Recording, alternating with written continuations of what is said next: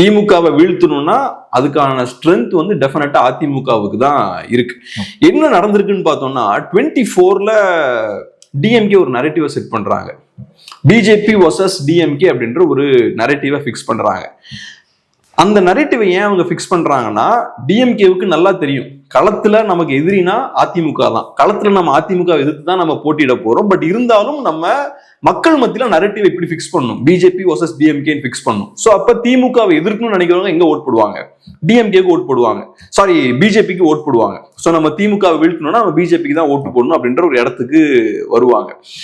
அப்படி அவங்க பண்ணும்போது என்ன ஆகுதுன்னா, ஃபீல்டுல ஏடிஎம்கேவே இல்லாத மாதிரியான ஒரு தோற்றத்தை ஏற்படுத்துறாங்க. மோதல்ன்றது பிஜேபிக்கும் டிஎம்கேவுக்கும் தான், ஏடிஎம்கேன்ற ஒரு பார்ட்டியே கிடையாது அப்படின்ற ஒரு இமேஜை ஏற்படுத்துறாங்க. ஆன்டி டிஎம்கே ஓட்ஸ் எல்லாம் பிஜேபியை நோக்கி போக ஆரம்பிக்குது. போன எலெக்ஷன்ல 18% ஓட்ஸ் வந்து என்டிஏ அலைன்ஸ் வாங்குறாங்க. ஸோ போன எலெக்ஷன்ல என்டிஏ அலைன்ஸ் 18% ஓட்ஸ் வாங்கினதுக்கு திமுகவும் ஒரு முக்கியமான காரணம். பாஜகவை வளர்த்து விட்டதுல திமுகவுக்கு முக்கியமான ஒரு பங்கு உண்டு. ஸோ இந்த மாதிரி பொலிட்டிக்கல் ரீசன்ஸுக்காக இந்த விஷயங்கள்லாம் பண்றாங்க இல்லையா, டிஎம்கே வர்சஸ் பிஜேபின்ற நரேட்டிவ்லாம் செட் பண்றாங்களே, இதெல்லாம் பண்ணும்போது ஏடிஎம்கே என்னமோ வீக்கா இருக்கிற மாதிரியான ஒரு தோற்றம் ஏற்படுது.